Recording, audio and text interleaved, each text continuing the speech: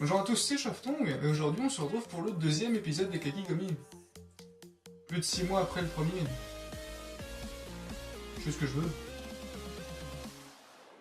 Bon, il y a plusieurs raisons à cela, la principale étant la flemme, on peut le dire, et la non-envie de lire des mangas, que ce soit papier comme en scan. Maintenant, le fait est que j'ai eu un sursaut d'envie récemment, et surtout que je me suis racheté d'autres mangas, enfin que j'ai commandé d'autres mangas, sachant que ceux-là, je les avais achetés depuis un bon bout de temps. On va donc parler de Green Mechanic, édité aux éditions Kiyun et scénarisé et dessiné par Yamishin. Les humains ont fait de leur planète un désert recouvert d'ordures dont le seul endroit habitable est une ville géante où cohabitent hommes et robots. C'est dans ce monde que survivent Misha, une orpheline aux dons d'empathie surdéveloppés, et Reborn, son robot morphing qui peut prendre l'apparence de n'importe qui. Pour retrouver son meilleur ami, enlevé 10 ans plus tôt, Misha décide de rejoindre un groupe de guerriers hors pair en échange des services de son robot. Un nouveau duo de science-fiction débarque avec Green Mechanic, une création manga des éditions Kiyun. Si c'est une création manga des éditions Kiyun, ce n'est pas pour rien. Pour les 4 personnes qui ne savent peut-être pas, Green Mechanic est un manga créé de toutes pièces par une Française. Cocorico, voilà. Ce qui fait donc Green Mechanic mon premier manga français que j'ai acheté, puisque je n'ai pas acheté Terra. Non, enfin je n'ai pas acheté Terra et je n'ai pas non plus acheté Atlo Players, je crois. Même si j'avais les envies, finalement ça m'a pas plus que ça. Mais bref, Green Mechanic par Yami Shibai. J'avais un peu peur au début, parce que je connais l'humour français, je connais plus ou moins ce que les Français ont comme référence en matière de méca. Et bien que ce soit l'humour français comme les mécas, il n'y a rien de ce que j'ai retrouvé. Là-dedans, il y a une très très grosse inspiration manga japonais. Enfin, une très grosse inspiration, c'est très inspiré manga japonais. Cependant, et c'est peut-être par le fait que j'aime pas ce genre de manga, je n'ai vu aucune référence à des mangas plus ou moins actuels, c'est-à-dire datant des 10-15 dernières années. Pour une raison, comme je disais, j'aime pas trop les mangas mecha, les mangas comme anime. Je suis vraiment pas fan de ça du tout. Le fait est que celui-ci est pas vraiment un manga mecha, voire pas du tout en fait. C'est pas une fille qui rentre dans un robot de 50 mètres. Ça, je déteste ça. Là, pas du tout. C'est une fille et un robot. Morphing. Donc, qui sera peut-être expliqué plus tard comment ça se fait qu'on ait réussi à faire des robots morphing. Mais voilà. La seule partie mecha un peu particulière, c'est quand elle a la capacité, comme tous les robots morphing, de faire de son robot, donc Reborn, peut-être les appeler par leur prénom, la capacité de faire de Reborn une armure, une sorte d'exosquelette en fait. Tout comme, si je me rappelle le nom, la meuf est capable de faire pareil avec son corgi. Corgi qui est d'ailleurs une référence très européenne. Hein. On s'en fout, mais j'aime bien les corgis. Voilà. Ça sent que j'ai pas grand chose à dire dessus. Donc Green Mechanic, j'avais des appréhensions, mais le fait est que plus je lisais, et moins j'avais envie d'arrêter. C'est extrêmement bien, et ce pour plusieurs raisons. Déjà, les dessins sont très bons. Je suis une quiche en dessin, donc je peux difficilement critiquer, mais je trouve les dessins extrêmement bons. Et surtout, il y a une différence entre les dessins, entre guillemets, de la vie quotidienne, donc quand ils marchent, tout ça, et les dessins lors de combat. Les dessins lors de combat sont somptueux, c'est incroyable, ils sont tellement bien, les traits sont magnifiques.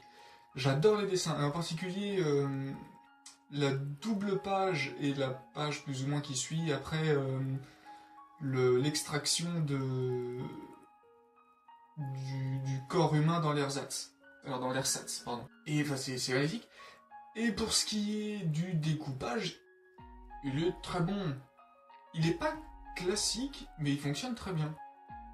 Et du coup, c'est là où je trouve qu'il fait un peu plus BD que manga. Mais c'est très probablement dû au fait que je sais qu'il est édité et fait par une française, et que donc elle a été influencée par les BD. Mais ça se trouve, c'est pas du tout comme ça. Mais ça marche très bien, c'est très joli visuellement.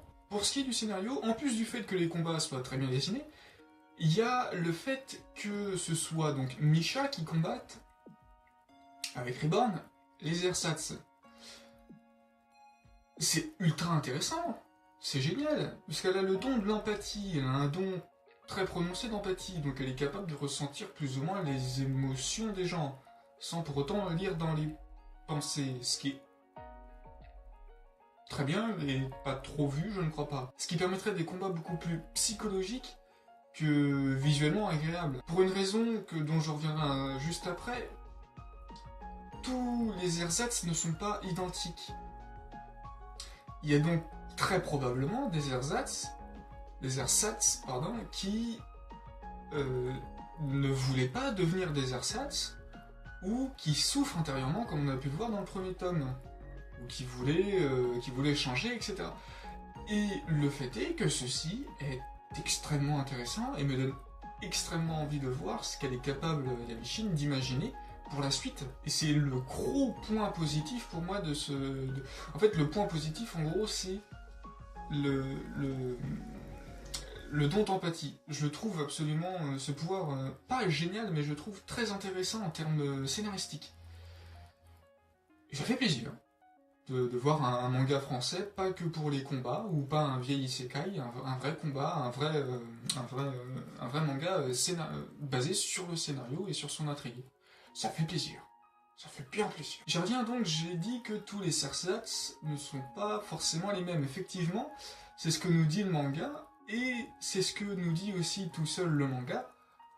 En fait, ce sont des préjugés de penser que tous les ersatz sont méchants. Vous le voyez venir, le coup du déjà-vu, ou pas? Ce sont des préjugés, c'est donc la discrimination qui fait que les ersatz ne sont pas appréciés des humains, entre guillemets, normaux. Couplé à cela, tous les 10 ans, un groupe d'ersatz, un bon gros groupe d'ersatz, vient faire ce qu'on appelle un grand rapt. Je ne sais pas ce que j'ai actuellement avec toutes ces histoires de rafles, mais j'ai un peu peur. C'est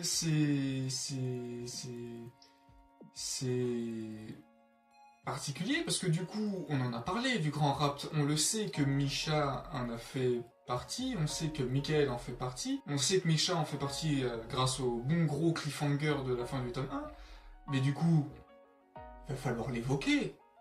Il va falloir en parler de la grande rafle, enfin du grand rapt. Ça m'avait déjà assez surpris dans son temps de Miami. Ça va peut-être se calmer un petit peu au bout d'un moment.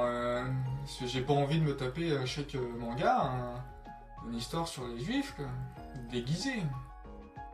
Non pas que je n'aime pas les juifs, il y en a... Voilà pourquoi c'est problématique. Ce genre d'événement est beaucoup trop problématique en manga pour moi. Enfin, c'est pas pour moi, c'est pour tout le monde en fait. À en parler, c'est très gênant.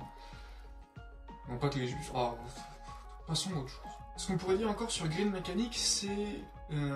toujours en spoilant évidemment, il y a quelque chose qui m'a un peu intrigué. Alors il y a des moments du scénario qui sont très intéressants, mais le problème c'est que dans un tome, surtout dans le premier, quand on ne suit pas qu'une seule personne, on a tendance à avoir du coup tous les points de vue de tout le monde, et du coup avoir toutes les réflexions de tout le monde, et du coup on arrive à tous les personnages qui nous expliquent l'univers. Ce qui aurait été bien, je trouve, mais c'est difficilement faisable, c'est de faire un tome 1 en nous laissant imaginer ce que pourrait être l'univers.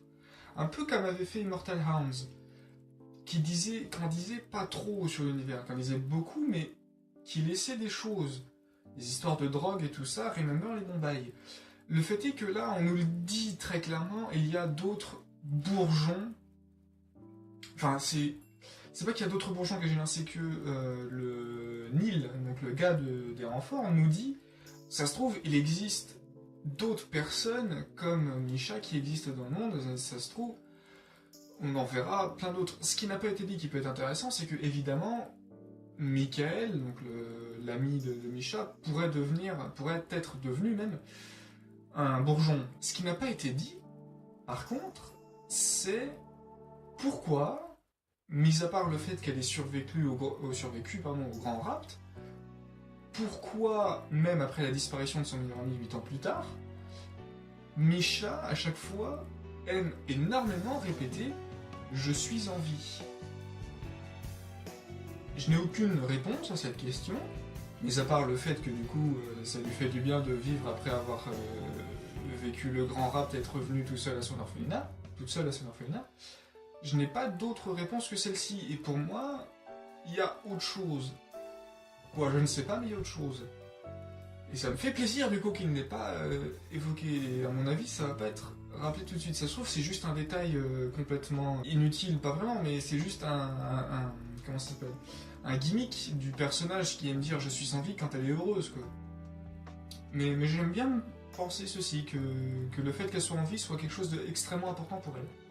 Et c'est plus ou moins tout ce que j'ai à dire sur Green Mechanic. Je dirais pas que c'est un coup de cœur, parce que j'ai pas non plus kiffé ma race comme je pourrais kiffer ma race sur Kekai Sensen. Mais c'est un très très bon manga. Et ça fait plaisir. Voilà. C'est une conclusion nulle à chier. Effectivement, pour une raison, en fait, le tome 2 est sorti le 12, si je ne m'abuse, octobre, et le fait est que je ne l'ai commandé que après le 12 octobre, et que du coup je ne l'ai pas encore lu. Et j'avais pas envie de le lire, en fait, même pour faire la vidéo, parce que je voulais pas trop savoir sur ce qui allait se passer ensuite. Mais voilà. C'est la pire des conclusions du monde. C'est un très bon manga. Lisez-le. En plus, c'est fait par une Française. C'est pas une raison, mais achetez-le quand même. Voilà. Ah oui, si, il est très probable que du coup je reprenne un tout petit peu les Kakikomi, puisque en plus du tome 2 de Green Mechanic, j'ai quand même fait d'autres achats, en particulier un nouveau manga, et je risque d'en parler dans une autre vidéo, avec un second manga que je n'ai pas encore lu, parce que c'est un pavé énorme. Voilà. Sur ce, à la prochaine, donc d'ici peut-être au mois prochain, quand j'aurai fini de lire.